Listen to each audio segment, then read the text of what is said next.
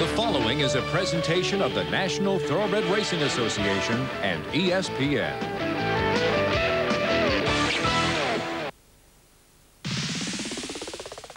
The World Thoroughbred Championship picture came into sharper focus last weekend with important stepping stones in several locations. Nose and nose, above the nose, maybe Capwayne. They turn for home, and here's Composure coming to get the lead. And it's going to be Golden Apples and Pat Valenzuela to win the yellow ribbon. Final furlong of the Grade 1 over Westminster. Take charge. Lady has done just that. Pleasantly Perfect and Alex Solis come home 3-length winners of the Goodwood. But in the filly and mare turf division, there is still some unfinished business. Today from historic Keeneland in the heart of the Bluegrass, it's the $500,000 Queen Elizabeth II Challenge Cup. In 1999, Perfect Sting parlayed success in this race. Perfect Sting makes a final run at her, and the Queen Elizabeth II Challenge Cup to Perfect Sting. Into victory the next year in the filly and mare turf. It is Perfect Sting clinging desperately to the lead. To Sherman, second best. To Perfect Sting, the winner. And the Eclipse Award. This year, the spotlight is on Wonder Again, who will put her 4-race win streak on the line against challengers from all over the U.S. and abroad. The Queen Elizabeth II Challenge Cup, today at Keeneland in Lexington, Kentucky. The final stop on the road to the World Thoroughbred Championships.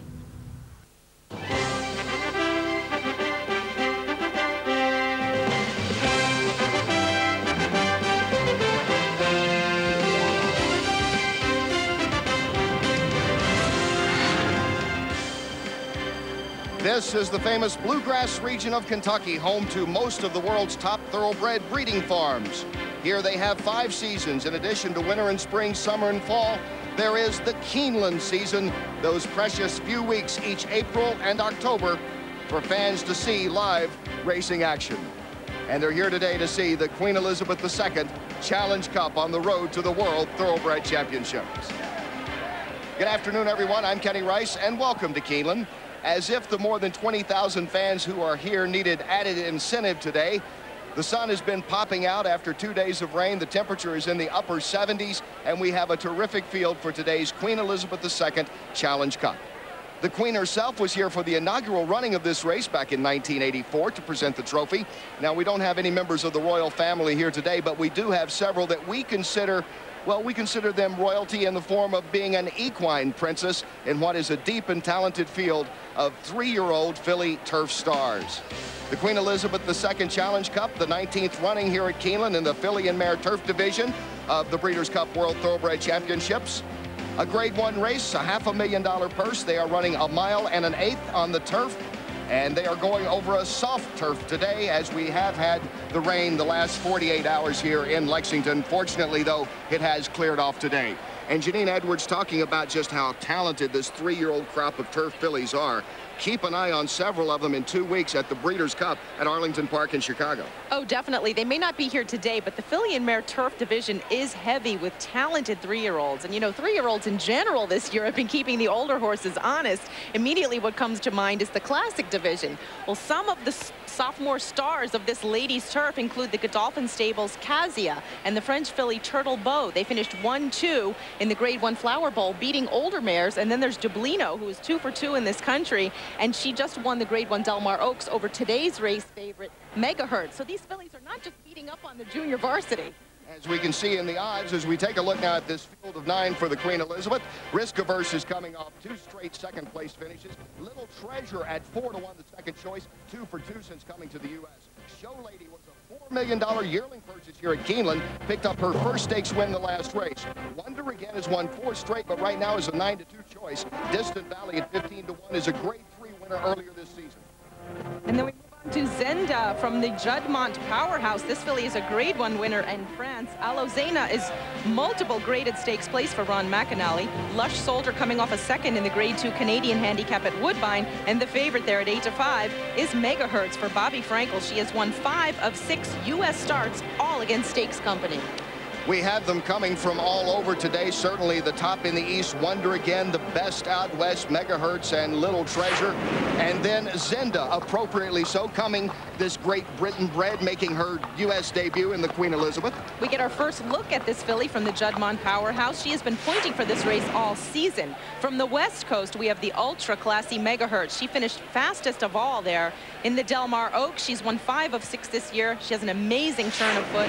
And from the East, Wonder Again, the accomplished filly, has done little wrong since being switched to the turf course, where she's won her last 4 races, including the Grade 1 Garden City Breeders' Cup. The field has compiled 19 stakes wins on turf, but the best may be yet to come for these stars of tomorrow.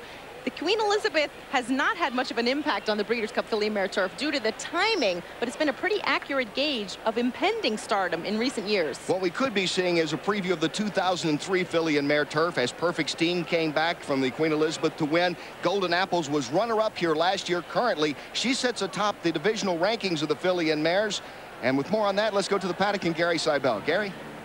Kenny, I don't think anyone would question the depth, talent, and strength of the Filly and Mare Turf division this season. We've been following it all year long on our shows, and it's represented in the World Thoroughbred Championship rankings. Golden Apples, representing the USA, is alone on top. Kazia, the top 3-year-old filly you were talking about, recent winner of the Flower Bowl Invitational, also in that group. Now, perhaps a better picture of today's race comes from the Breeders' Cup point rankings, which are determined by in-the-money finishes in graded stakes events. And we see Wonder Again and Risk Averse, 2 fillies in the QE2 today, already in the top 7. And there are 3 others, Alizana, Distant Valley, and Show Lady. They've got 4 points. Should they win today, they'll be in the hunt. And, of course, the morning line choice, Megahertz, if she finishes 3rd or better, she is also in the mix as well. Breeders' Cup implications, maybe not. One trainer told us this morning, don't count us out if we do very well today. Kenny? All right, Gary, now to take a look at the stars of tomorrow on our Claiborne Farm Foal Patrol. This week's Foal Patrol brings you the champion Chaluki and her very first foal, a colt produced by the great stallion Stormcat. Of course, Chaluki, trained by Bob Baffert during her career, won 11 of 17 races, earning over $1.2 million, chalking up 2 Grade 1 wins along the way and setting 2 track records at Churchill Downs. Take a look at this little guy. See if you see any of that Chaluki speed in him as he gets ready to take off. The first foal out of the champion Chaluki. The Foal Patrol is brought to you by Claiborne Farm. You can visit Claiborne Farm at claibornefarm.com and see all 16 of their stallions.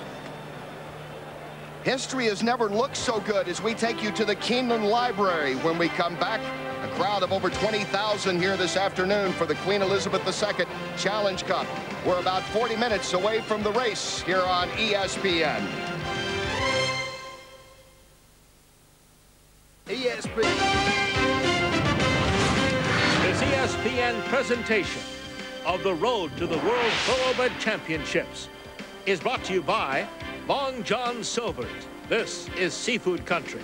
By Budweiser, delivering beer at its best with a crisp, clean, and refreshing taste known only to the king of beers.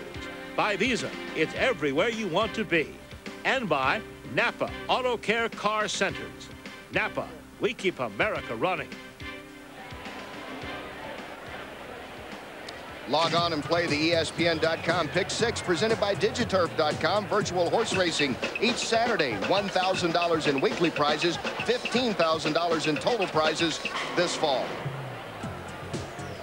Welcome back to Keeneland. We're about 35 minutes away from the Queen Elizabeth II Challenge Cup. They began racing here at Keeneland October 15th, 1936. Certainly they savor the rich history that they have as they continue to add on to this historic track. And exemplifying that is the new Keeneland Library. Keeneland's new library opened earlier this year on the hallowed grounds of the Keeneland Association. Boasting literature dating back to the 1600s, spectacular yet traditional architecture, and some of the most impressive sporting art anywhere. And while Keeneland President Nick Nicholson sees its inherent beauty, he envisions the new library offering more than simply an aesthetic pleasure. A library which would chronicle the thoroughbred has been part of Keeneland's mission since the founding of Keeneland. The original library was part of the grandstand and clubhouse of Keeneland. And it has grown to the point where all of Keeneland's archives were stuck in closets and in basements and in warehouses, and we just didn't have room to put everything that we had accumulated through the years. We decided to take all the Keeneland collection, put it under one roof for the first time, and re-examine and grow Keeneland's mission to provide archives for the thoroughbred breed. So we'll have under one roof every daily newspaper for more than 100 years. We'll have every trade publication that we could have found, every book published about the thoroughbred or the horse that we can find, and we also are going to provide video archives. So hopefully a generation from now, all the archives of the wonderful thoroughbred will be under one roof. The new library is open to the public 5 days a week, 52 weeks a year. It's open to racing enthusiasts, neophytes, and the casual fan. We also welcome novelists. We welcome television writers. We welcome movie script writers to be available to novelists and to screenwriters who wish to tell some of the wonderful, wonderful stories of the thoroughbred. If they had a library like that when I was in college, I would have spent more time there, I'm sure. They have such historical and rare racing memorabilia. They have racing calendars dating back to 1727. Kenny, you and I could spend a few days in there easily. I have already. I'd like to. The National Thoroughbred Racing Association has formed, after all, it is the World Thoroughbred Championships, a marketing alliance with the Ascot Racecourse in England. And with more on that, let's go to the historic paddock here at Keeneland and Gary Seibel. Kenny, thanks so much. Joining me now, Douglas Erskine-Crum, who is Chief Executive of Ascot Racecourse. And Douglas, let me ask you, what is the purpose of this alliance? What are you trying to achieve? Well, this is an alliance between NTRA Breeders' Cup, which runs the best race day in the world, Longchamp, which on Prix de l'Arc de Triomphe Day last weekend runs the best race day in Europe, and Ascot, which runs the best 4- or 5-day meeting in the world. We're on Ascot in June, and we're trying to come together to cross-promote our races and with cross-marketing as well.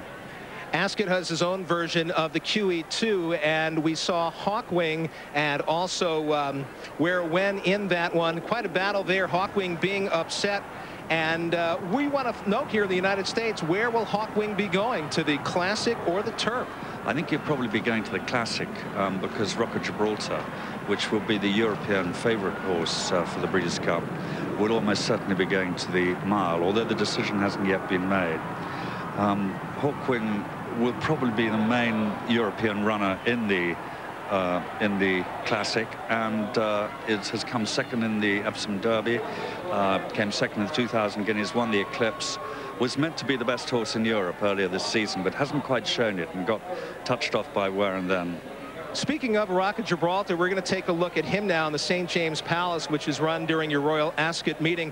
And here is the Rock himself. And many Americans, again, want to know, where is he going to go, to the Mile or the Classic? I think he'll go by the Mile, and he'll be joined probably by Landseer of Aidan O'Brien's. He'll go the Keeneland Turf Mile. Dome Driver of Pascal Barres of France, which was a very interesting outsider, and possibly Gossamer, who's the top 2-year-old filly last year and needs it soft. But Rock of Gibraltar has been immensely successful and seems to win his races very easily. And that was Landseer finishing second to Rock of Gibraltar. Tell us now about the Ambassador Cup as well, part of the alliance. Well, this is a special arrangement between Ascot Racecourse and Breeders' Cup, where any horse that wins a big race at Ascot and then comes on to win a race at Breeders' Cup will win an Ambassador's Cup, which will be presented by the US Ambassador in London, which is very exciting. Douglas Erskine-Crum, thanks for joining us, and good luck with the alliance. Thank you very much indeed. Kenny, cooperation in the racing industry, transatlantic style. Indeed. Over 26,000, the official attendance now, 26,116 here at Keeneland. Coming up, straight from the horse's mouth to the canvas? Well, Eleanor Mondale will explain. Welcome back to Keeneland, the Queen Elizabeth II Challenge Cup, brought to you in part by The Greatest Game. For more information on thoroughbred ownership, log on to thegreatestgame.com. We're in Lexington, Kentucky this afternoon, but those guys are from South Carolina. And, well, that guy, of course, is from Kentucky. They are in town for the Kentucky-South Carolina football game tonight, just about 10 miles from here at Commonwealth Stadium. You can join them on ESPN2 at 6:30 this evening, and then on ESPN2 at 10 o'clock, it's BYU and Air Force, a football doubleheader this evening. Well, over the years here at Keeneland, several of the top artists in the world have shown up to paint the landscape and, of course, paint the horses. And now, as Eleanor Mondell explains, the horses are taking their turn. You can't imagine what kind of culture you can find around the racetrack. For example, this is a Monet, and this is a Monet. These Monets are painted by some of the greatest horses in racing, and it's all going to be auctioned off for a charity. But have you ever seen a horse paint? The artist of the day is Skipaway. We're here at Hopewell Farm. Skipaway earned over $9 million in his career, and we're hoping that his painting gets that right. This is Lori Nagel with Rerun, which is a charity that finds homes for thoroughbreds that are finished racing. Now, how do you pick the colors for the horses to paint with? Well, most of the time the farms will go with the colors of the farms or the silks that the horses wore during their careers, and sometimes we just let the horses pick their own colors. Most of the horses create the artwork with their noses and lips. Some of them prefer to use their tails. They use their hooves to sign their piece of art. That's their signature. Okay, Skipaway, you finished a beautiful masterpiece. Thank you very much. It's for a good charity. So now, don't bite it. Let's see how much money your paintings will raise. Good boy. Over 200 people showed up to bid on 39 Monet masterpieces by the likes of Point Given, Albert the Great, Silver Charm, and Cigar.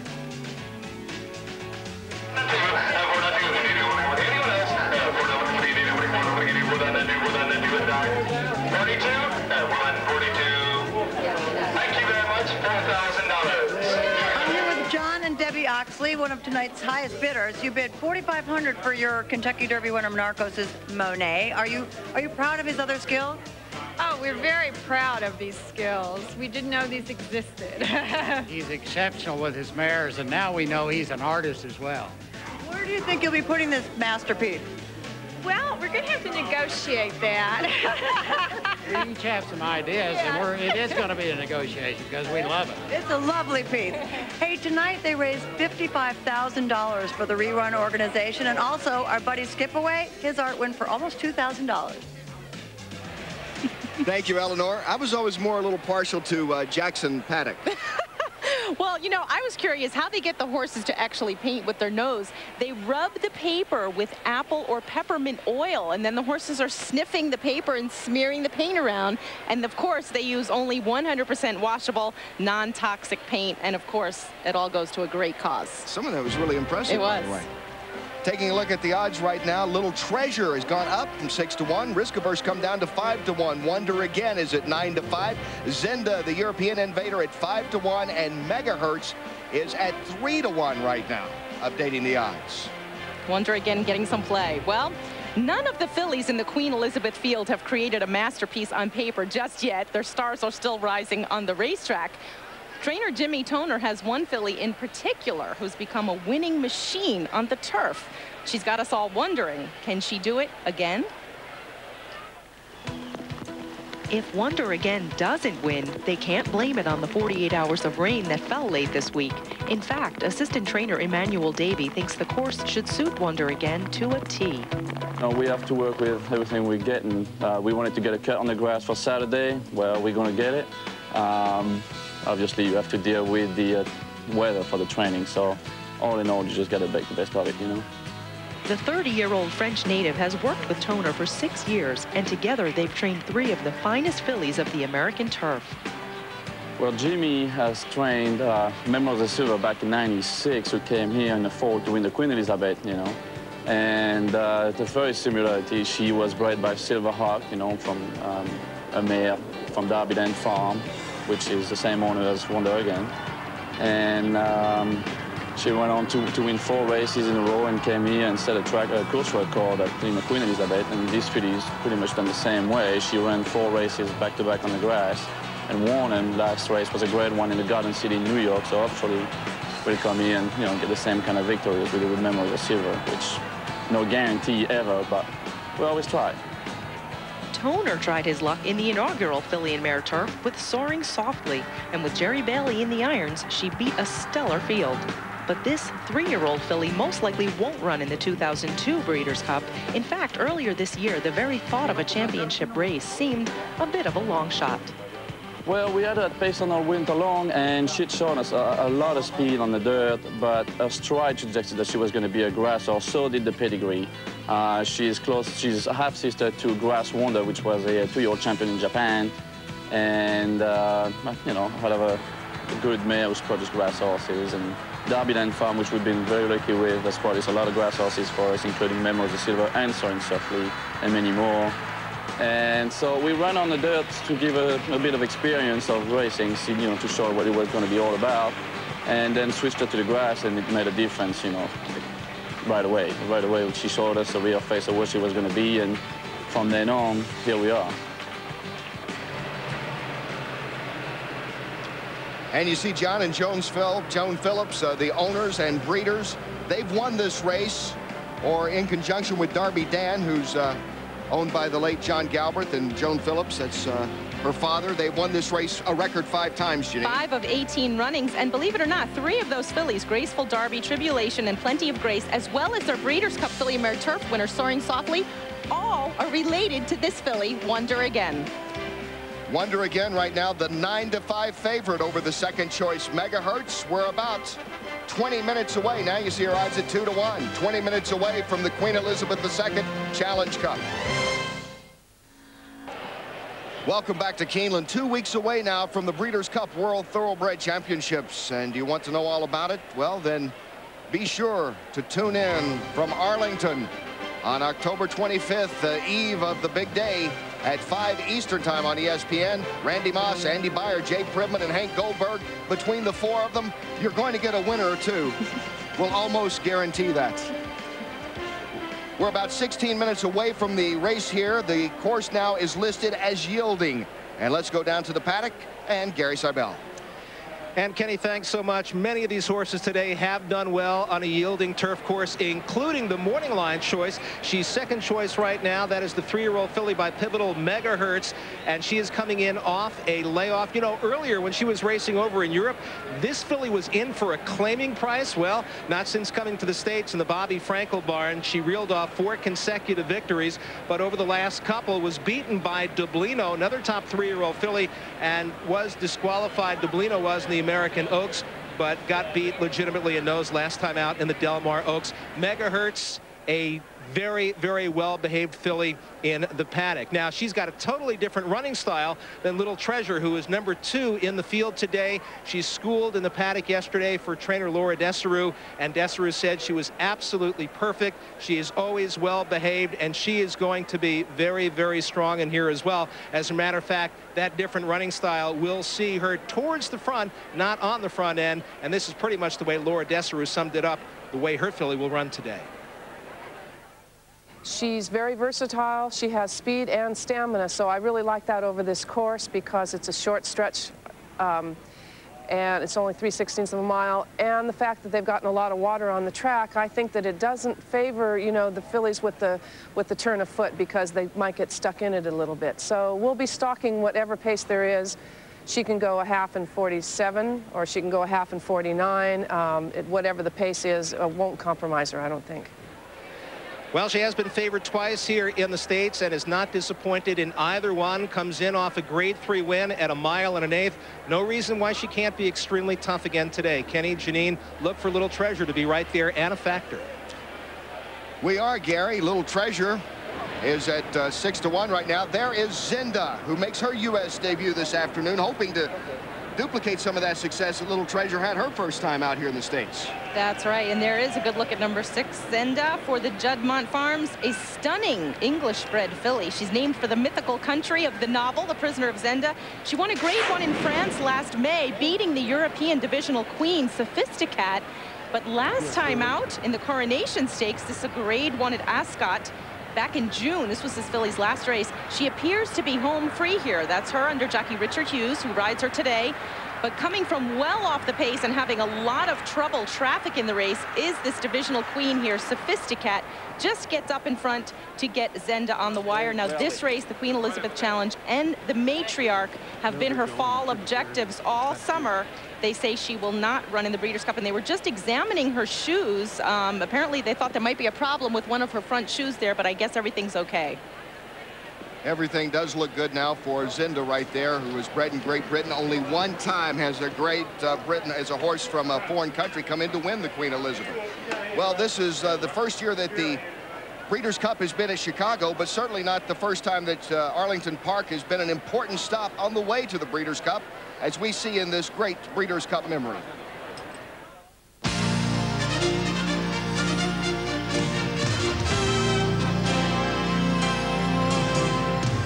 One of Arlington Park's favorite owners, Mrs. Frances Genter's Smile, won the Grade 3 Equipoise Mile at the track in August of 1986. That November, in the Breeders' Cup Sprint, he was back at 6 furlongs. A late print from Bedside Promise, and it's Smile. He's in front, and Smile is going to win it. Smile won the Breeders' Cup Sprint, paying $24, and would be named the 1986 Sprint champion. Great Breeders' Cup memories are presented by Arlington Park, home of the October 26th Breeders' Cup World Thoroughbred Championships. Down in the paddock, they are working on the shoe of Zenda right now. We'll have more on that when we come back, about 11 minutes away from the race. And the post parade is coming up here at Keeneland for the 19th running of the Queen Elizabeth II Challenge Cup on the road to the World Thoroughbred Championships. Welcome back to Keeneland. You're looking at Zenda. They have just done a slight repair on her shoe. She is currently the third choice here in the Queen Elizabeth II Challenge Cup.